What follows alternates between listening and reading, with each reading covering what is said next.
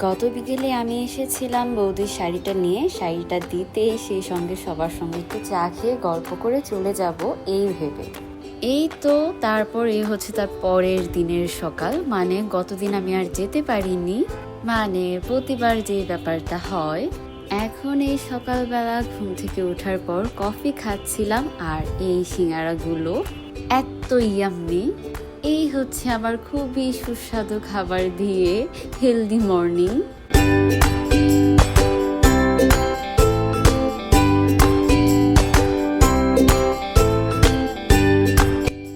আমি না এখন ঈশানকে খুব ভালো কোলে নিতে পারি, আগের মতো অত একটা ভয় কাজ করে না।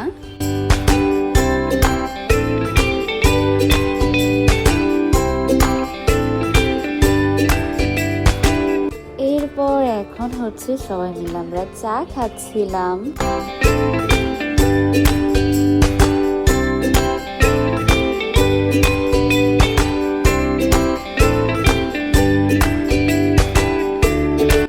মিষ্টু যে কি ভালো ওর ভাইকে কোলে নেয়।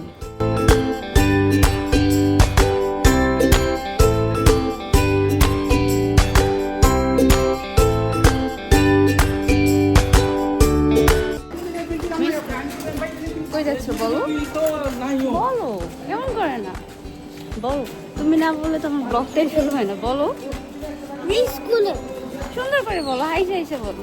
আমি এখন আমরা এখন স্কুলে যাচ্ছি। মিস্টার কেমন খারাপ আছে না, মন ভালো করে ফেলো।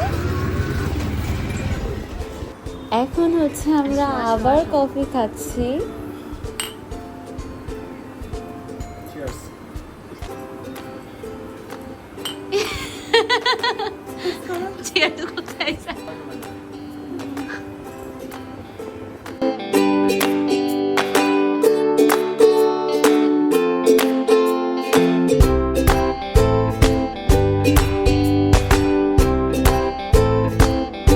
এখন হচ্ছে আমি মিষ্টুকে নিতে যাচ্ছি ওর স্কুল থেকে। আর এই দেখো কে এসেছে, আজকে হচ্ছে বড়দার বাসায় মেঝো মামা মেঝো মামি এসেছে ঈশানকে দেখতে। আর ঈশান যে কি চুপচাপ একদম শান্ত বাচ্চা হয়ে সবার কোলে ছিল।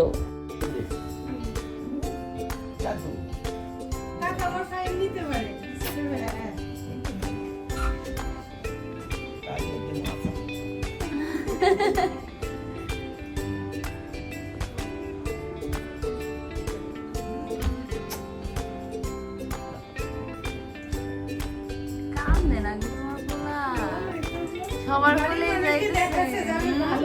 যাতে কেউ বিশ্বাস না করে মার কথা।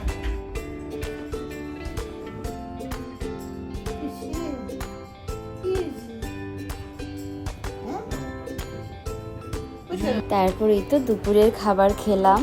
আর এই হচ্ছে আমার আরো দুইটা ভাগ্নি, ওরাও ঈশানকে দেখতে এসেছিল।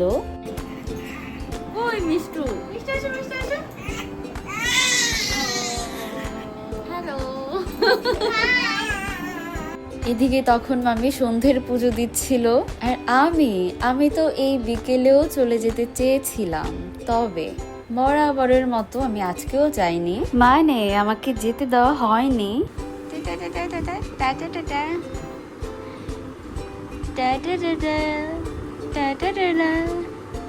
না না না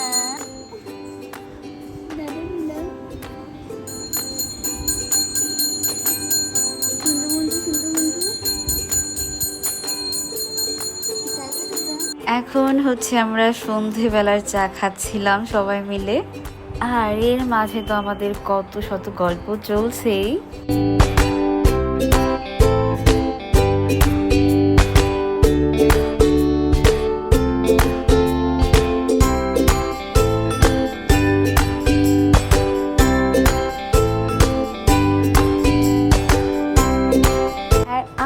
আমি তো একের পর এক খাওয়ার উপরেই আছি।